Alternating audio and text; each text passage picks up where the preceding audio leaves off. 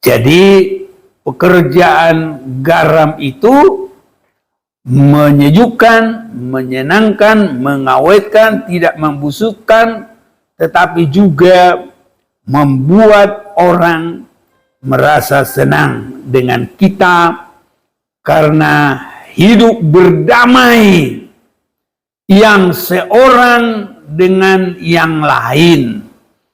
Ini khususnya terlebih di dalam satu kelompok.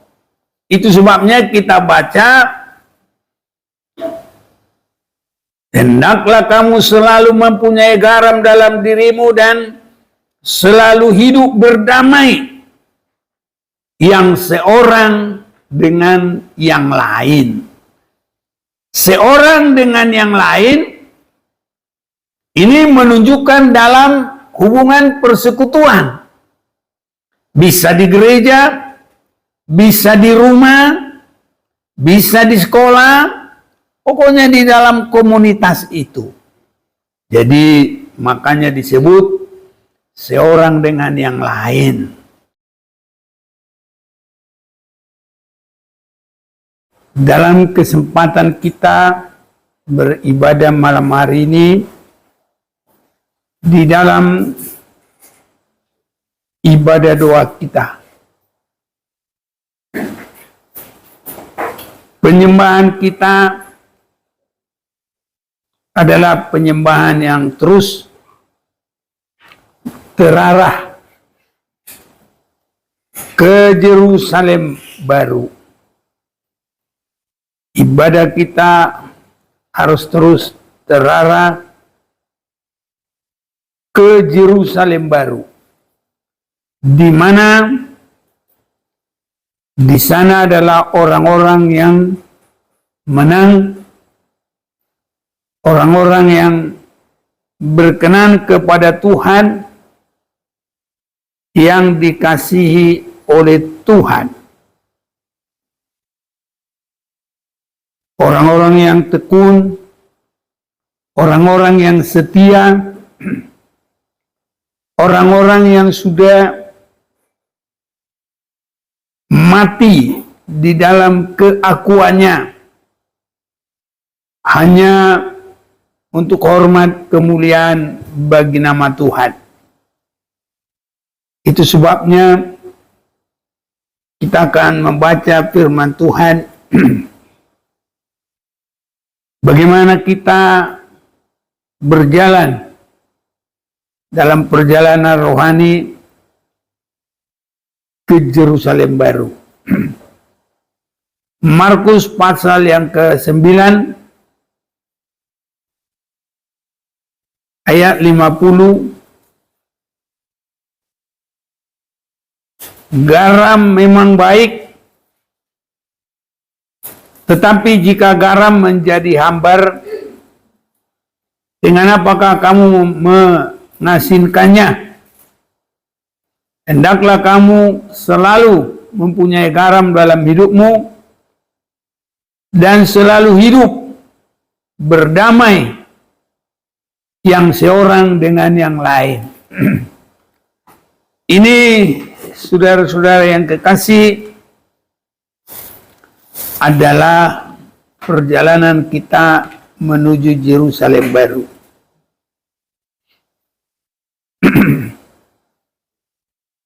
Garam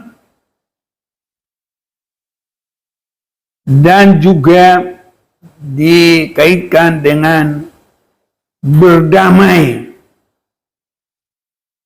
dengan seorang dengan yang lain. Jadi ini yang paling harus kita perhatikan, sesama kita di dalam jemaat harus benar-benar selalu ada di dalam hidup berdamai. Karena kita sudah mendengar Yerusalem itu adalah kota damai. Jadi garam dan damai itu sangat berkaitan. Garam adalah di dalam kerjanya yang sesungguhnya, dalam pemakaiannya yang sesungguhnya, satu, supaya membuat suasana yang enak, tidak hambar, tapi ada rasa. Kedua, garam itu membuat tidak busuk, tapi membuat awet. Inilah garam. Tuhan Yesus memberi pengajaran biar kita sebagai garam, garam yang baik, garam yang tidak hambar, garam yang masih ada asinnya, dalam arti membuat enak dan tidak membuat busuk, menahan. Ini ada sambungannya dengan berdamai. Jadi saudara-saudaraku, kita satu dengan yang lain, tidak membuat orang lain rugi, tidak menjelekkan orang lain, tidak merendahkan orang lain, tidak menghina kepada orang lain, dan kita selalu menunjukkan sifat yang rendah hati, sehingga kepada semua orang mereka senang kepada kita. Tidak ada yang membuat perpecahan, tidak ada yang membuat orang marah, sakit hati, tidak ada yang membuat waktu suatu saat orang pamer yang harta, kalung besar-besar, gelang besar-besar, cincin besar-besar. Kalau omong juga selalu menunjukkan, saudara-saudaraku, ya, itu adalah garam yang sudah hambar atau tidak mengenakan, tidak membuat orang lain segar. Apalagi kalau di dalam kerohanian kita mengerti, kalau nanti di Yerusalem baru,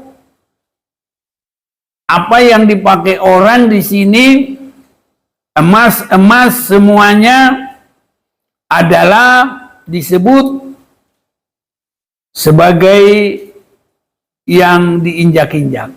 Lantainya terbuat dari emas. Jadi kalau sudah jadi orang yang yakin ke Yerusalem baru, saudara-saudaraku, tidak membanggakan emas duniawi. Saya mau mengajak kita melihat Wahyu 21 ayat yang ke-19 mulai 18. Tembok itu terbuat dari permata yaspis,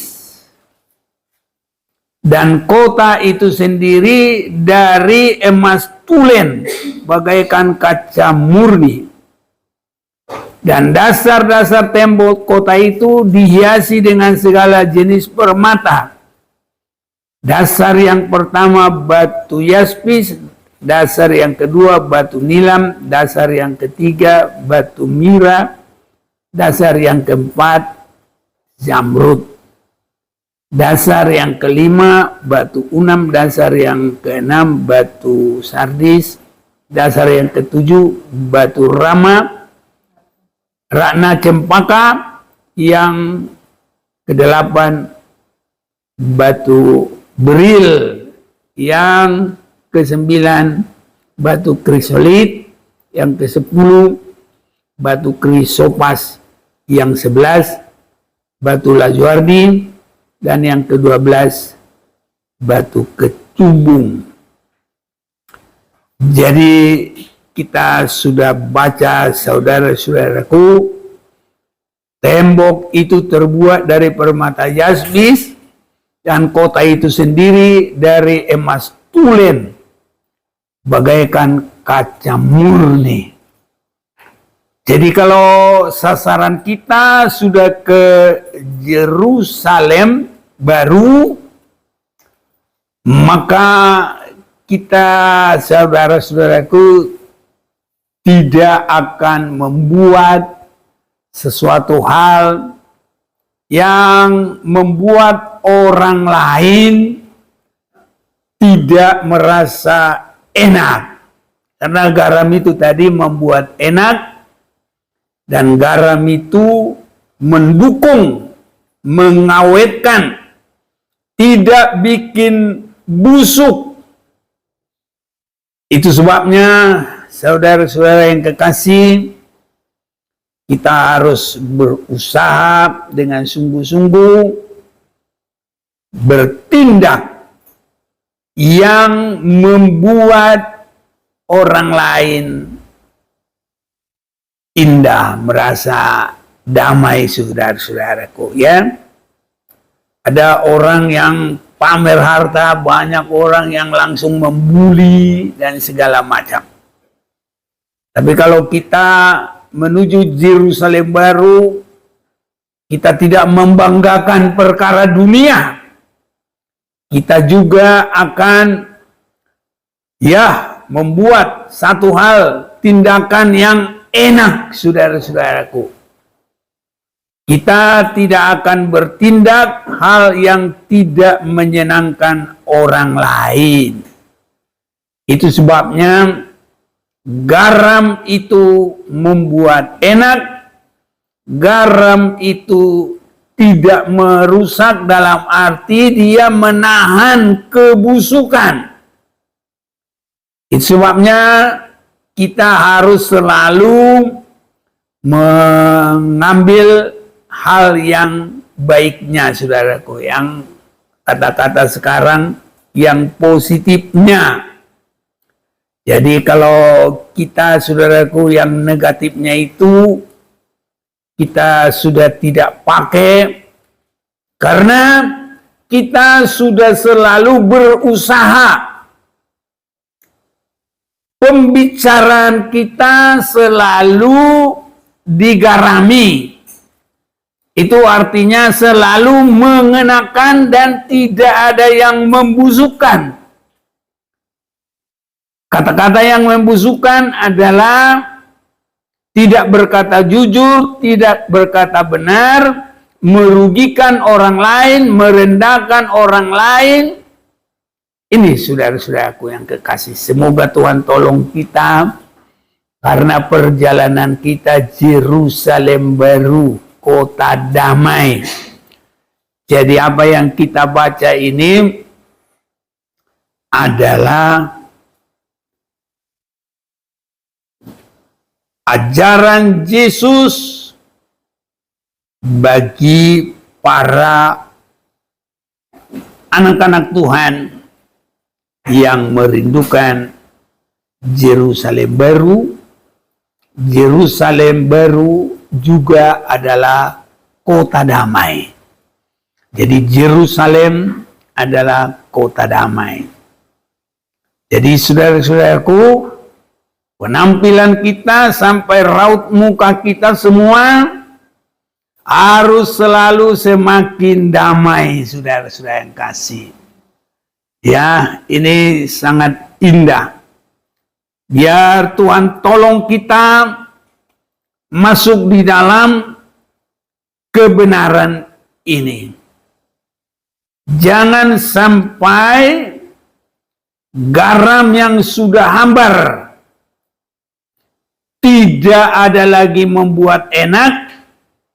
Garam yang sudah hambar tidak lagi menahan kebusukan. Garam yang sudah hambar malah lebih mempercepat kebusukan. Itu sebabnya biar tingkah kita selalu membangun kepada sesama kita dan kesaksian kita yang boleh membangun orang lain. Saudara-saudaraku, kadang orang berkata, aku mau dekat-dekat sama kamu, biar saya juga tambah semangat. Biar saya juga, ada yang bilang, tambah urapan, bukan urakan, saudaraku. Yang lain juga berkata, biar semangatnya pindah ke saya. Nah, ini kalau yang bersemangat. Tapi kalau sifat tabiatnya, saudaraku, tidak baik, ya orang justru malah semakin menjauh, saudara-saudaraku.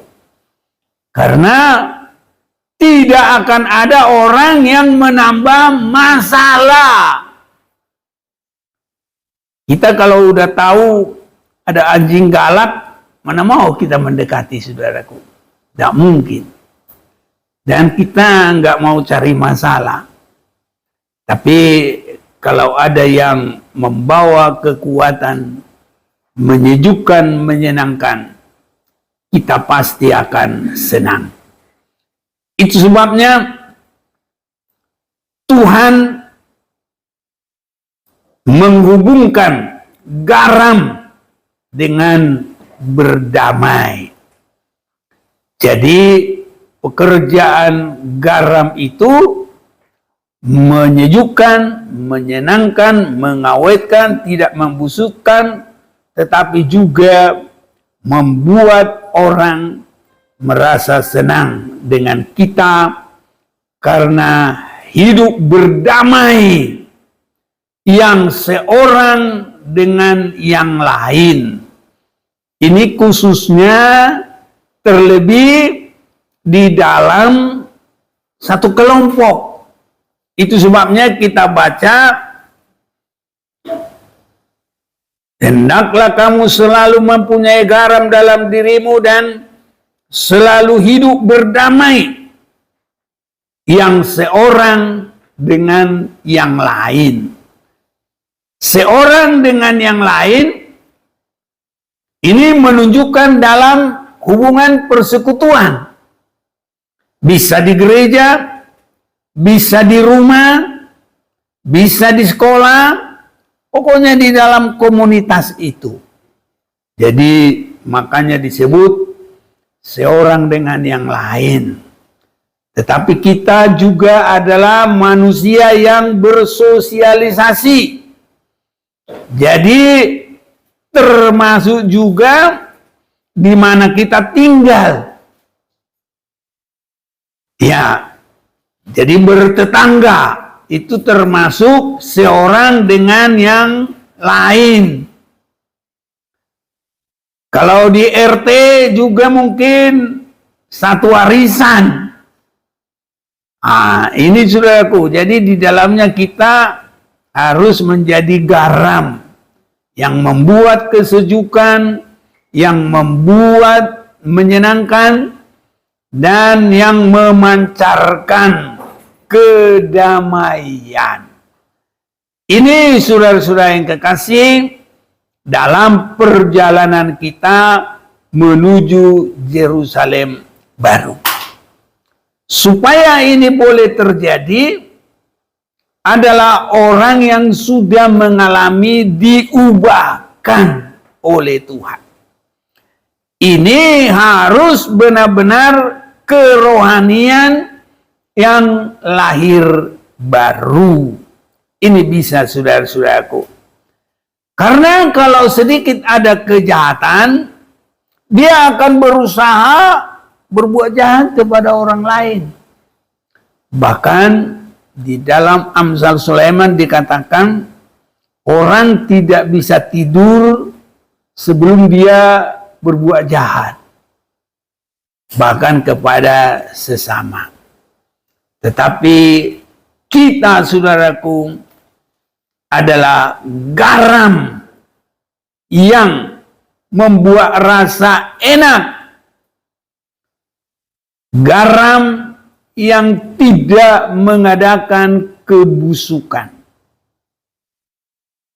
Saudara-saudaraku, kalau orang berbicara bukan berbicara firman Tuhan, itu disebut penyakit kanker, saudara-saudaraku.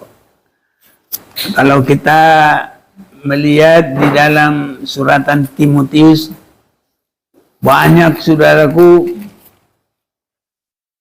ya,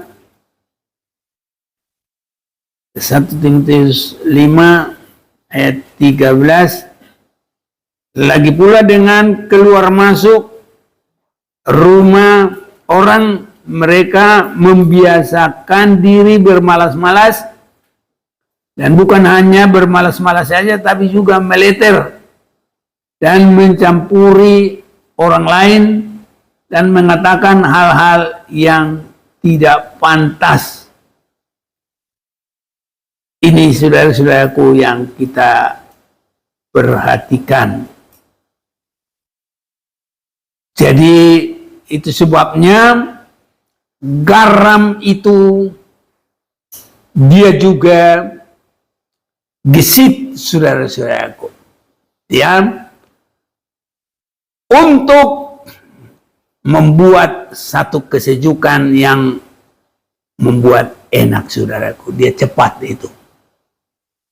Memang garam itu dia harus mengalami penghancuran supaya bisa melebur sehingga dia membuat enak.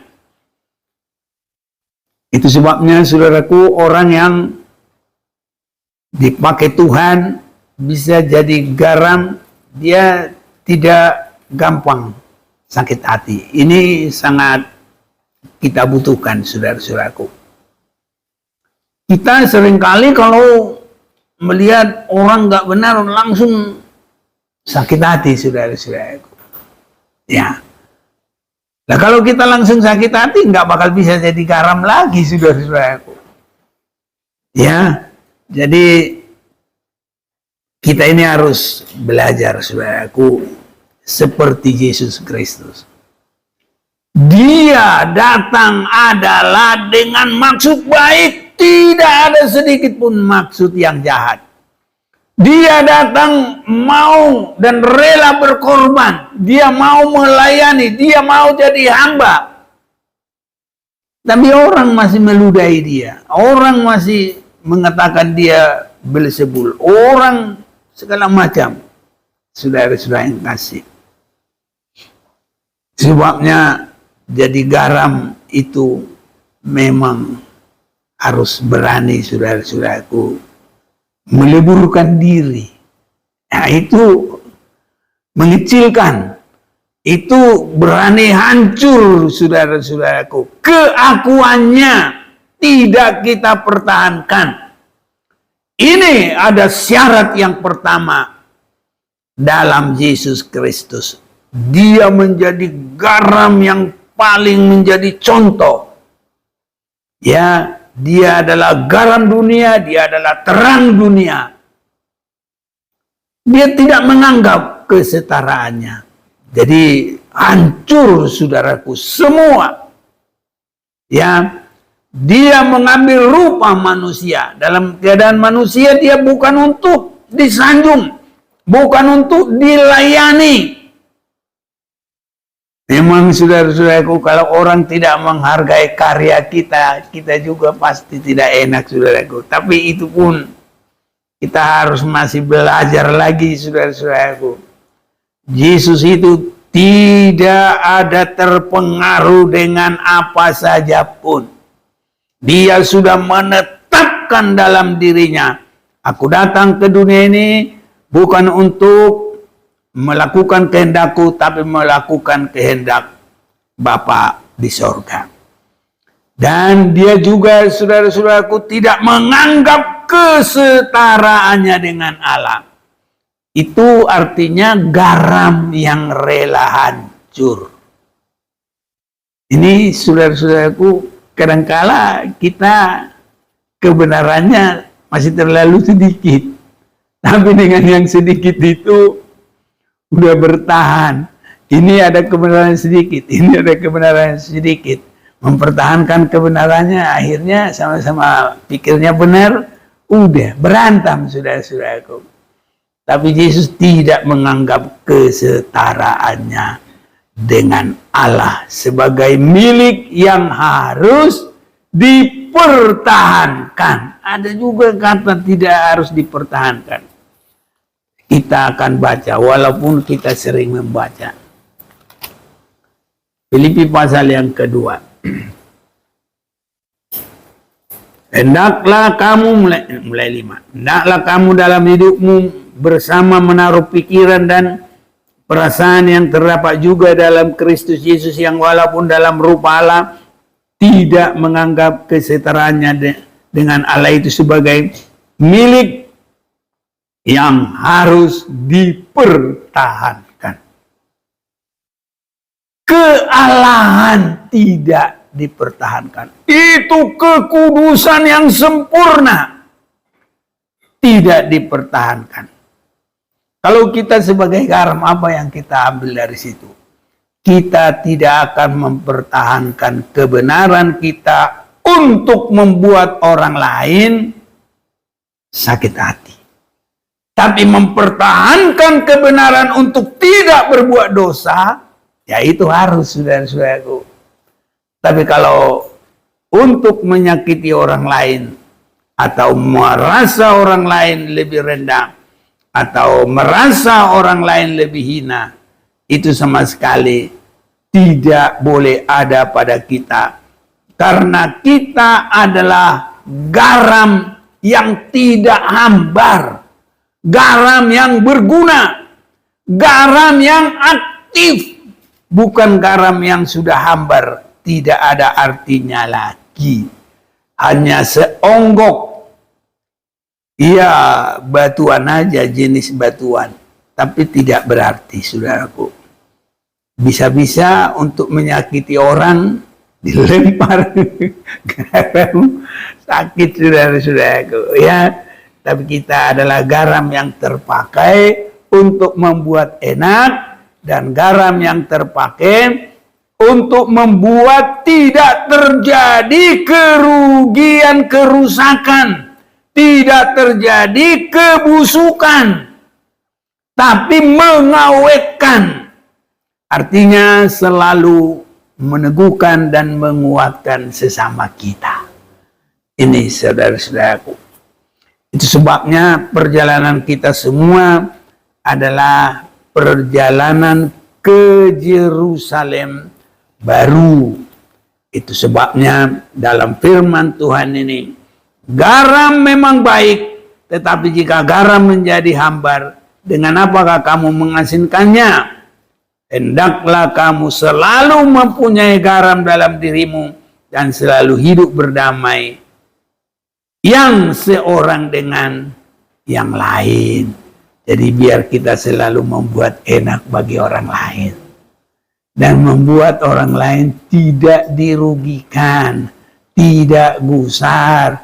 Tapi kalau orang lain di dekat kita adalah harus ada ketenangan. Itu sebabnya semua kita harus berterus terang, ya. Jangan langsung ambil kesimpulan, ini. Apa alasannya? Itu juga harus tahu. Kenapa dia begitu? Apa maksudnya? Nah ini, Karena apa? Hendaklah kamu selalu berdamai, selalu hidup berdamai yang seorang dengan yang lain. Jadi berterus terang, saudara-saudaraku. Dan kalau sudah berterus terang, hendaklah berdamai satu orang dengan yang lain. Sehingga benar-benar perjalanan kita adalah menuju Yerusalem baru. Karena di Yerusalem baru, saudaraku, itu damai benar-benar. Tidak ada iri, tidak ada dengki. Semua sudah dikoreksi oleh Yesus. Dan Yesus yang sudah berkata, lihat, aku jadikan semuanya baru. Dan kita boleh, saudara-saudaraku, tempat yang sangat indah. Tidak ada taranya di bumi ini. Saya yakin malah dari surga saja Yerusalem baru lebih indah, saudaraku. Karena di surga disebut semua terbuat dari emas, enggak ada. Tapi kalau Yerusalem baru tadi kita sudah baca, semua terbuat dari emas. Itu sebabnya, saudaraku, jangan bikin busuk perasaan orang lain, pamer emas. Ada banyak yang begitu, saudaraku.